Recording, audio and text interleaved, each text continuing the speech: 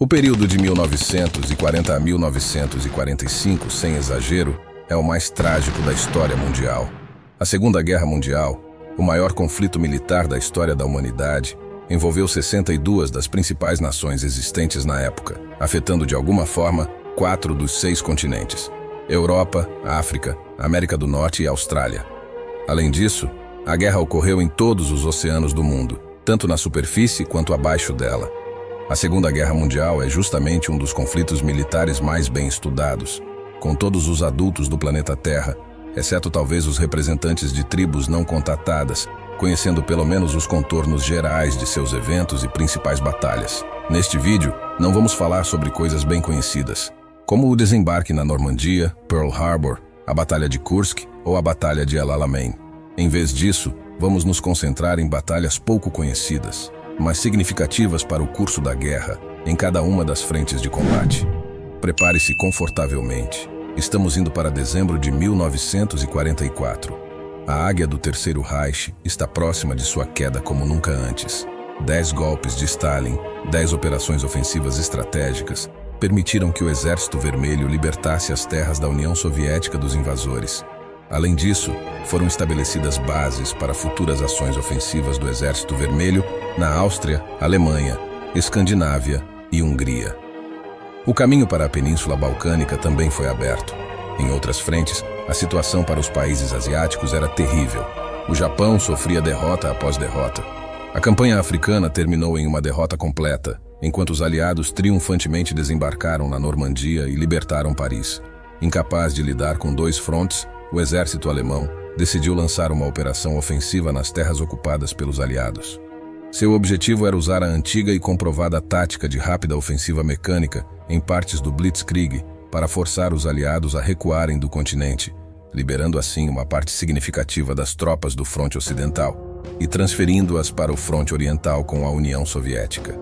Na noite de 16 para 17 de dezembro de 1944, o exército alemão lançou a Operação Wacht am Rhein, Guarda no Reno, composta principalmente por unidades mecanizadas, com tanques. As estradas eram essenciais. No entanto, as principais estradas convergiam na cidade de Bastogne. Por esse motivo, a posse da cidade era vital tanto para o exército alemão quanto para os aliados, para reforçar a guarnição de Boston.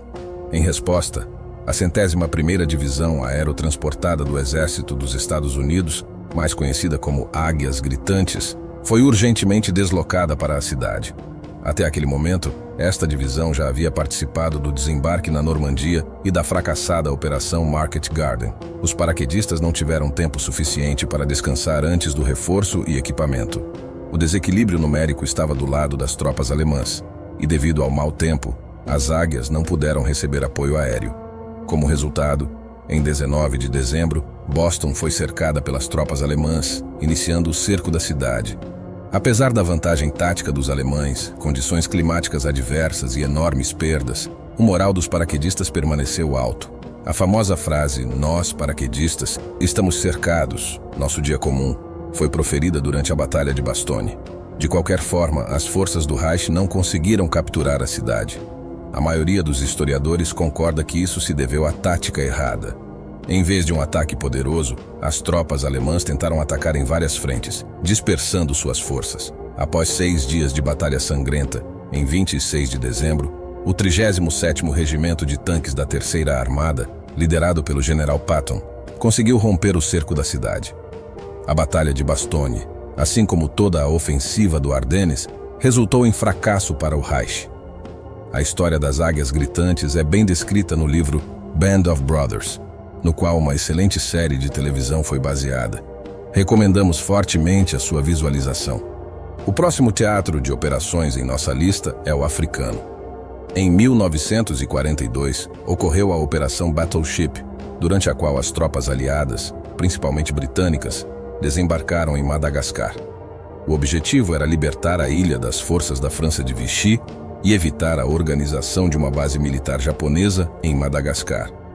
Como o Japão estava do outro lado do globo em relação a Madagascar, como eles poderiam estabelecer uma base lá? A questão é que, até meados de 1942, quase todo o território indochinês estava sob controle do Japão. a Marinha Imperial Japonesa obteve a capacidade de lançar incursões no Oceano Índico.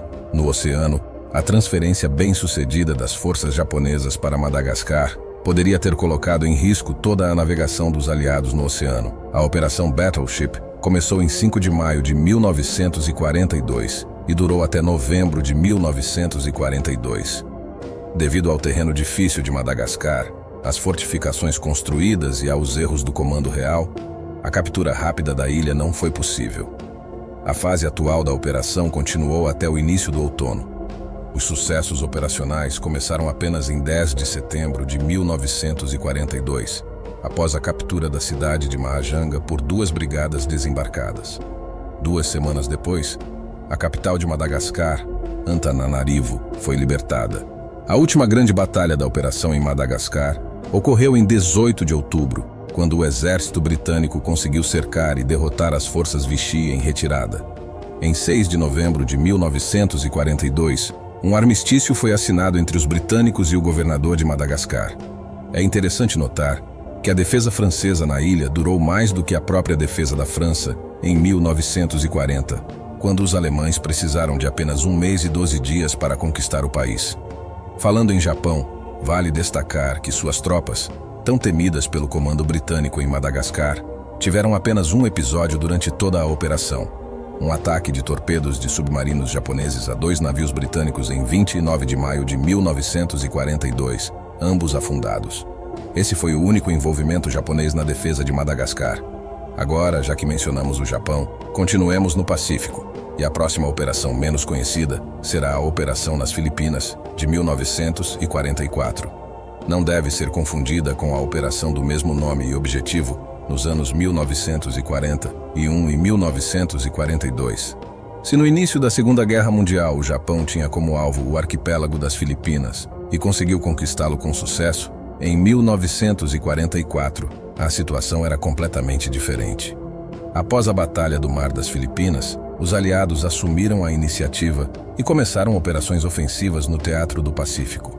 Uma das operações-chave foi a Operação nas Filipinas, que começou em 20 de outubro de 1942. As ações de combate nas ilhas continuaram até meados do verão de 1945. No entanto, unidades isoladas do exército japonês lutaram até 2 de setembro, o dia da assinatura da rendição. No Japão, quanto ao andamento da operação, sua primeira fase foi a Batalha pela Ilha de Leyte, uma batalha naval, ou melhor, várias batalhas nomeadas juntas como a Batalha no Golfo de Leyte, lembrada como a maior da história da Segunda Guerra Mundial. Ela resultou em uma derrota devastadora para a frota imperial, e a iniciativa passou para as mãos do exército dos aliados. Já 2 meses depois, em 9 de janeiro de 1945, começou a segunda parte da operação, cujo objetivo era a ilha de Luzon, libertada no final de fevereiro. A libertação das Filipinas permitiu ao exército dos aliados obter um trampolim para futuras ações militares contra o Japão, incluindo o desembarque em Okinawa. A última, mas não menos importante, operação desconhecida em nossa lista será a Operação Vyborg Petrozavodsk, do Exército Vermelho. É paradoxal que a Guerra Soviético-Finlandesa dos anos 30 e 40 seja bem conhecida pelo grande público, mas as ações militares de 1944 são conhecidas por poucos. O objetivo da Operação Vyborg Petrozavodsk era garantir a segurança completa, desbloqueando a Finlândia da guerra em 10 de junho de 1944. As tropas soviéticas começaram o avanço, e já em 10 dias, em 20 de junho, Vyborg foi libertada, e em 28 de junho, Petrozavodsk. Como resultado, as forças finlandesas recuaram para a linha fortificada de defesa Kuusamo-Karjala.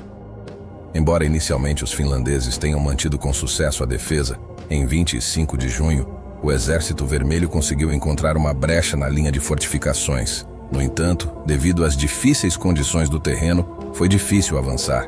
Ainda assim, a frente foi afastada de Leningrado, e na véspera do avanço sobre as forças alemãs, os finlandeses já não podiam restringir o exército soviético.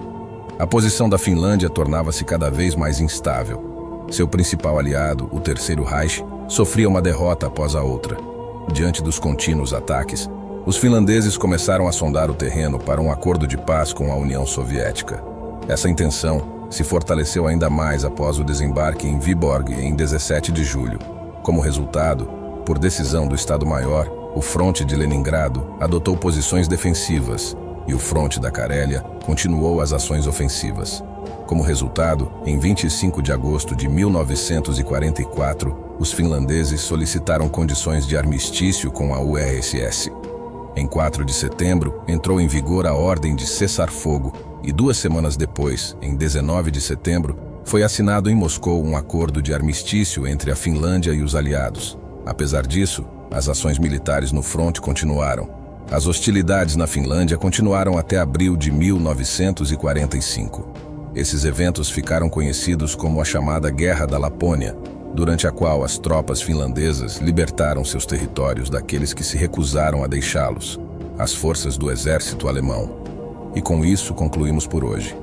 Deixe suas ideias para a segunda parte do vídeo sobre batalhas pouco conhecidas nos comentários. Fico feliz em responder o que achou desse conteúdo através dos comentários. Compartilhe com familiares. Espalhe essa mensagem. Até breve.